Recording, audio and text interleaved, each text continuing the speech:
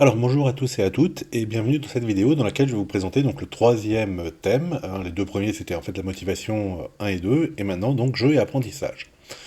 Alors on va avoir beaucoup de documents ici donc que vous pourrez regarder, certains, peut-être pas tous, enfin tous ça va être compliqué. En fait il y a énormément de travaux, d'articles etc. sur le lien entre jeu et apprentissage donc il va falloir faire le tri un petit peu là-dedans. Ok, allons-y. Premier document, jeu et apprentissage. Donc c'est un document de l'INRP. Alors anciennement IFE, non c'est l'inverse, c'est INRP anciennement, donc Institut national de la recherche en pédagogie. Et je crois que c'est devenu l'IFE, Institut français de l'éducation. Voilà, je repris Wikipédia, ça va plus vite, d'accord. Donc c'est lié à l'ENS Lyon, donc si jamais vous voyez passer ce genre de choses, ne les ratez pas. IFE et donc IFE comme ça et INRP. Puisque ce sont des documents de référence, si vous voulez, en France, tout l'institution éducation nationale connaît très bien tout cela, d'accord. Donc c'est issu donc de l'INRP, anciennement, anci- voilà, le nouveau nom c'est l'IFE, hein, j'ai mis père, hein, moi, et donc, c'est quoi ça? Donc c'était une compilation service de veille scientifique et technologique. Donc il y a plusieurs éléments là-dedans. Et puis il y a beaucoup de bibliographie à la fin, d'accord. Donc définition historique, machin. Et vous voyez, donc vous avez plein de références. Alors ça date un petit peu, hein, puisque c'était en 2009. L'INRP est devenu IFE en 2011, je crois. Et donc à la fin des dossiers, de chacun des petits dossiers, vous avez des références, d'accord. Donc ça vous permet comme ça de vous repérer, d'aller voir plus loin, etc. Voilà, donc je ferai une petite vidéo pour un résumé de tout cela. Mais déjà, ça vous fait donc un premier document. Alors, d'ordre, ça, il faut que je le caractérise, hein, puisque je vous demande de les caractériser. Donc, c'est d'ordre entre... ça fait le lien, si vous voulez, entre le terrain et la recherche. Donc, c'est ça qui peut être intéressant. Mais c'est quand même un haut niveau, hein, d'accord. Alors après, vous verrez que c'est assez orienté, peut-être lycée, etc. Il y a jeu en... jouer au théâtre, pardon. Il y a jeu de rôle. Bon, je pense pas que ce soit une bonne idée de faire des jeux de rôle euh, en classe éventuellement, mais bon, pourquoi pas, remarquez, hein. Bon, c'est proche du théâtre d'ailleurs. Voilà, on verra ça après. Alors, seconde ressource que je vous ai mise, c'est cahier pédagogique, le jeu en classe. Donc, je l'ai téléchargé, etc. Comme ça, vous n'avez pas à vous embêter trop. Alors, c'est un petit peu particulier. Donc, au début, donc ça se présente comme ça. Je pense que le cahier débute après, d'accord. Donc, vous avez néanmoins le dossier. Pareil, je ferai au moins une vidéo dessus. Voilà. Après, donc, bah, c'est comme c'est une revue, il y a voilà, qu'est-ce qu'un membre ministre, les assises pédagogiques, etc. Blablabla. Ok. C'est peut-être pas exactement ce qui nous intéresse. Ah, tiens, néanmoins, vous pourrez lire, c'est peut-être pas idiot, hein, la réserve du fonctionnaire, un droit, une obligation, une valeur. Mhm. Voilà, et ce n'est que à la page 11, en fait, que ça commence, d'accord. Voilà. Alors, ça commence avec l'entretien avec Gilles Brougère, qui est, pareil, professeur là-dessus, un peu spécialisé dans cet aspect-là. Voilà, professeur à Paris 13. Donc qui a publié Jeux et éducation aux éditions de l'Harmattan. Donc c'est un dossier qui est plus proche du terrain, d'accord. Par exemple, vous voyez professeur des écoles dans le Doubs, etc. Donc peut-être moins axé recherche, mais plus axé effectivité si jamais vous voulez avoir des idées dessus. Et puis ça vous permet d'avoir des références qui ne sont pas non plus complètement à l'ouest, quoi, hein. Voilà, donc par exemple Philippe Mérieux, très connu, que vous maintenant vous connaissez, hein, professeur d'université, militant pédagogique, ah d'accord, bon, etc. Donc pareil, je vais faire une petite vidéo sur certains points euh, de ça, mais peut-être ce serait bien que vous lisiez au moins le sommaire pour voir un petit peu ce qu'on vous donne, hein, ce qu'il y a d'intéressant, et peut-être vous, vous allez euh, vous intéresser à un article et moins à d'autres, etc. Alors, contrairement donc, au premier article de l'IFE, ici, bah, pas de référence, pas de... Enfin, ouais, il y en a quelques-uns, ok. Mais évidemment, au moment où je vous dis ça, il y en a quelques-uns, d'accord. Mais sinon, en général, il n'y en a pas. Ce sont des articles autonomes, d'accord, que les enseignants donc, peuvent lire en eux-mêmes, et puis c'est pas fait pour, après, continuer à faire de la recherche, etc. Il n'y a pas de porte. Mais par contre, ça peut vous donner vraiment pas mal d'idées, je pense, sur des réalisations possibles. voilà, en langue étrangère, etc. Bon, donc je ferai une petite vidéo simplement pour vous présenter ça. Ok, troisième ressource, pardon, apprentissage par le jeu. Donc cette fois-ci, nous allons partir de l'autre côté de l'Atlantique, chez nos amis canadiens. Remarquez, quand on est en France, on est aussi de l'autre côté de l'Atlantique, puisqu'on est pile au milieu, nous. Bon, ok. Donc, apprentissage par le jeu, donc, Université Toronto, etc. Donc, très intéressant aussi.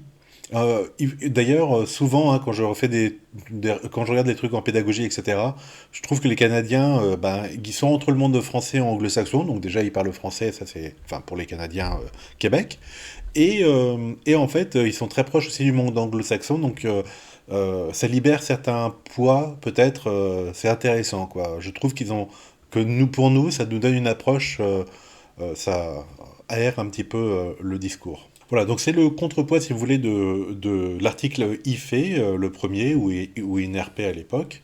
Euh, mais je le trouve beaucoup mieux écrit, beaucoup plus intéressant, en fait, celui-là. Donc c'est plutôt par celui-là, en fait, qu'il faudrait commencer. Et pareil, à la fin des articles, alors, hop, hop, hop, vous avez voilà, plein de références. Alors, un petit peu trop cette fois-ci. Gros problème, c'est que la plupart des références, ben, c'est en anglais, puisque nos amis canadiens, ils parlent très bien en anglais, souvent. Donc, voilà. Maintenant, vous pouvez très bien prendre quelques-unes de leurs articles, enfin, voilà, pour base de votre mémoire, ou en citer, hein, dans la partie théorique, c'est vraiment très bien. Enfin, en tout cas, moi je trouve. Hein.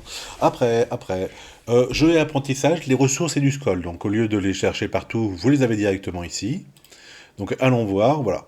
Et donc, il y a plusieurs types de jeux, on verra ça, exploration, symbolique, la construction, les règles et autres. Voilà, je ferai une vidéo en amont sur les différents types de jeux, euh, piégés, etc., etc. Et donc vous verrez cela. Alors moi je trouve que c'est intéressant hein, de mettre les trucs et du scroll parce que donc il faut mettre des articles de référence universitaire hein, par des psychologues, philosophes, tout ce que vous voulez, sociologues, sciences de l'éducation, même mettre des mathématiciens si ça vous dit, mais il faut aussi, moi je trouve que c'est très intéressant parce que, voilà, EduSchool, ça veut dire que vous pouvez le faire, bon, en tout cas c'était en 2015, bon, ça fait pas trop longtemps, mais c'est, voilà, l'ancrage dans la réalité de notre pays, de notre institution, d'accord. Et donc ça c'est dit, c'est possible, et c'est même souhaitable, d'accord. Quelque part, à un moment donné, le ministère de l'Éducation nationale se dit que voilà. Eh ben, c'est ce que je vous disais, regardez, Jean Piaget disait je sais plus parler, distingue 4 sortes de jeux, les jeux d'exercice symboliques, les jeux de règles et les jeux de construction. Ah, mais s'ils disent tout, alors qu'est-ce que je vais vous dire, moi, après? Bon, je veux la même chose. Voilà, donc, ce sont des jeux, plein de jeux, Jacadi, tout ça, tout ça. Voilà, vous pourrez donc voir ça, et ça vous permettra d'avoir un cadre légal, quoi, législatif, pour dire telle expérience, ben, je peux la mener d'ailleurs, c'est marqué dans EduSchool, document d'accompagnement, etc. Et enfin, dernier truc que je vous propose pour cette session, qui est déjà, en fait, elle est énorme, mais bon, c'est donc la nomenclature et les grands auteurs. Donc je l'ai récupéré de l'AC Grenoble, et en fait, ça c'est vraiment bien, parce que, bah, au lieu de passer 8 jours à trouver, euh, à essayer de faire la recherche de tout ce qui s'est dit, etc., etc. Voilà, tout est concentré ici, et là, c'est vraiment bien. Enfin, je vous dis tout, c'est peut-être pas tout, hein, d'accord, mais voilà, vous avez Maria Montessori, lui, c'est qui Claparedé, bon, je le connais pas, hein, notre ami Edouard. Mélanie Klein, non plus, je connais pas, mais c'est pas grave. Anna Freud, alors, fille de Sigmund, ok, on connaît son père au moins. Jean Piaget, alors là, il n'y a pas beaucoup de choses, hein, mais je vais faire une vidéo plus ou moins consacrée pas que à lui. Wincott, qu'on a déjà rencontré dans les premières vidéos, hein, je vous rappelle. Vygotsky, qu'on a aussi rencontré, je crois, hein, en tout cas, bon, voilà. Et puis, bah, quand on descend, voilà, Gilles Brougère, notre professeur de Paris 13, dont je vous ai parlé au début. Voilà, donc ça vous permet comme ça d'avoir une liste de personnes et de pouvoir un petit peu enrichir les choses. N'oubliez pas quand vous mettez dans votre mémoire Vygotsky, d'accord, c'est très bien, mais c'est qui, mais c'est quand, d'accord. Parce que là, moi, ça me change tout de savoir, bon, d'accord, il a un nom à consonance russe, mais peut-être qu'il est américain, hein, d'accord, et c'est pas du tout la même chose, hein, quand si vous rappelez la première vidéo, d'accord, d'un côté ou de l'autre, enfin selon les pays, il y a vraiment des marqueurs différent. Bon, c'était un psychologue russe, d'accord, c'est pas la même chose que, etc., etc. D'accord, je vous ai déjà expliqué 15 fois, donc n'oubliez pas de, de recontextualiser les personnes sur lesquelles vous parlez. Et donc là, après, ils font juste le jeu symbolique, l'un des 4 jeux de Piaget, d'accord. Voilà, symbolique, symbolique, symbolique, et c'est tout. Quel dommage, il n'y a pas les autres, mais bon, voilà, au moins vous avez une référence dessus.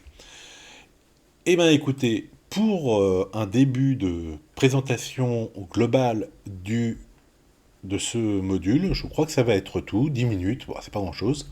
Grosso modo, c'est ce que je vais vous dire en live, et après, après, je vais faire des vidéos un peu plus construites, un peu plus avec de l'apport de connaissances, voilà. Voilà.